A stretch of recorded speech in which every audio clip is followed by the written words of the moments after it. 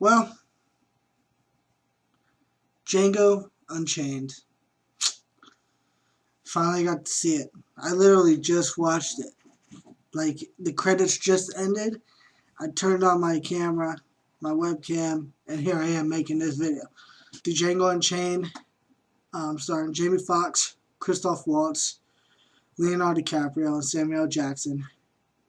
I had no idea that this film was literally going to be this good. I went into it thinking, okay, it's going to be good. I've heard good things about it. It was splendid. It's a very, very long movie. 2 hours and 45 minutes long. I can't believe I was able to sit through it without actually getting up from my chair. Like, I literally was just sitting in my freaking chair just watching this movie, and I was so into it. From the very beginning, with the song. The song, by the way, is freaking funny in the beginning. I thought it was a great opening to the movie.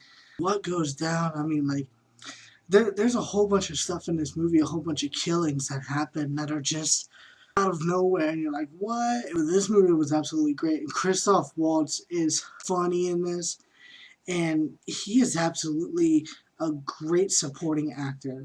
Jamie Foxx is the lead character and everything, but without Christoph Waltz, it wouldn't have had the humor that it had.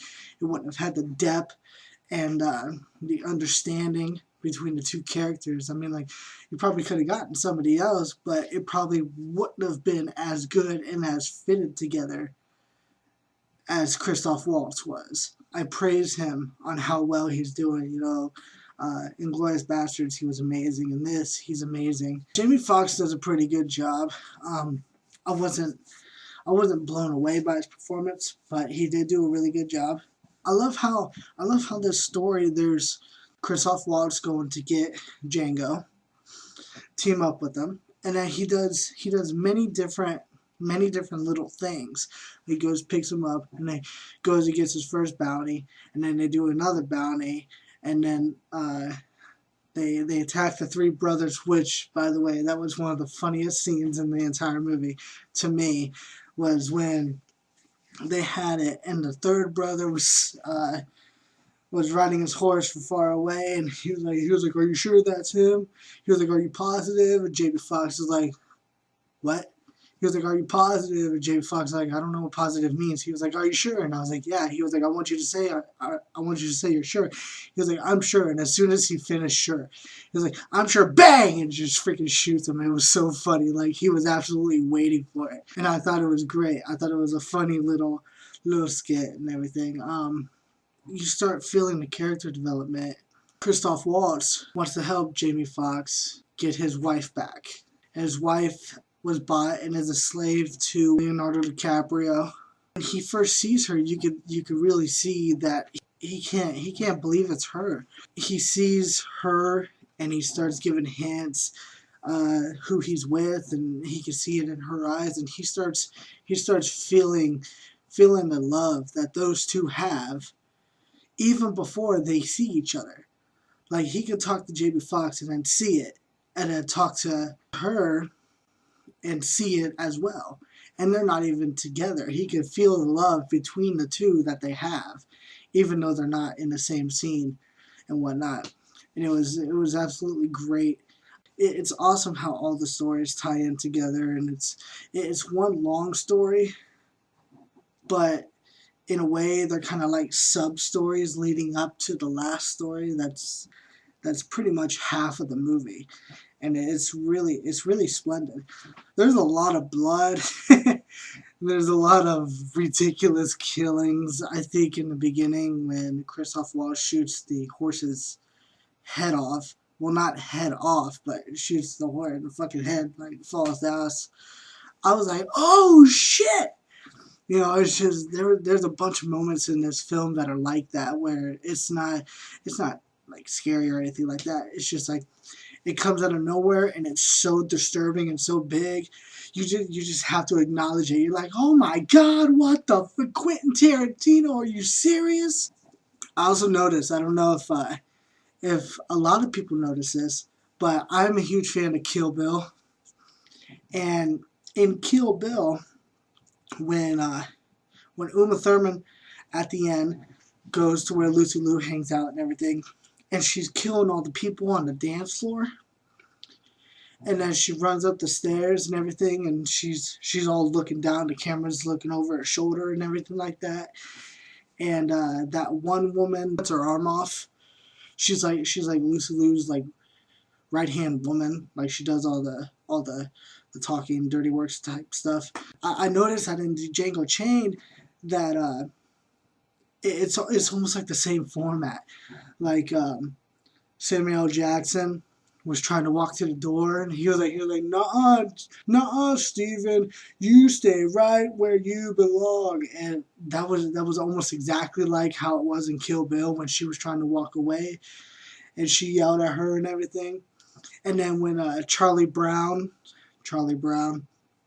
and his girl come up, and he tells them to go deliver a message and to leave and everything, and it's exactly like the two black women on the stairs and everything, and it was the same camera angle. I thought of Kill Bill right away, and I thought it was so cool how it looked like Kill Bill. It reminded me of Kill Bill right away, and I thought it was a great little incorporation that he did right there. I thought it was really funny. I mean, I love Samuel Jackson. He's a badass. To me, in this, he he was a little bitch. I mean, like, Leonardo DiCaprio could raise his voice and raise his hand, and Samuel Jackson would just tuck his damn tail between his legs.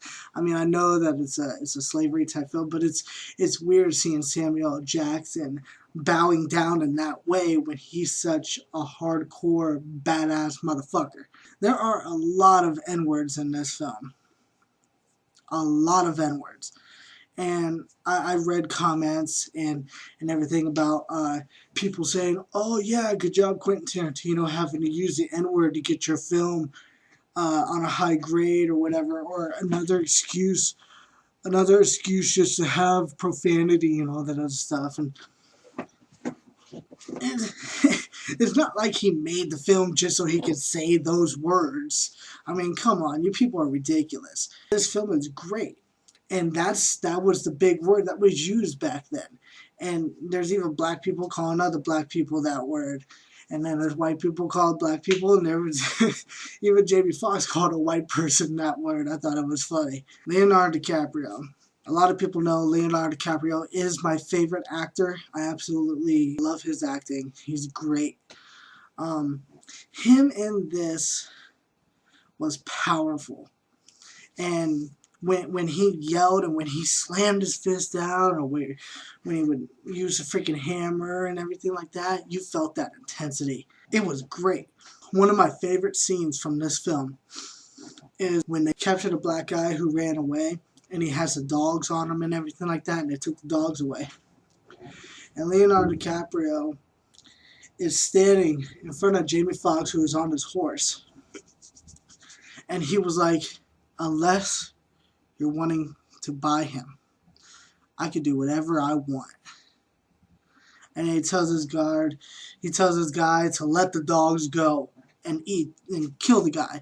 And while this is happening, and in the background you hear the dogs growling and ripping his skin apart, and the guy's all screaming, Leonardo DiCaprio and Jamie Foxx are just staring at each other.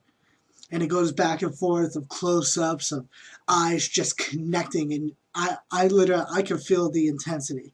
I can see Jamie Foxx wanted to kill this motherfucker. I can see Leonardo DiCaprio was begging him to do something about it.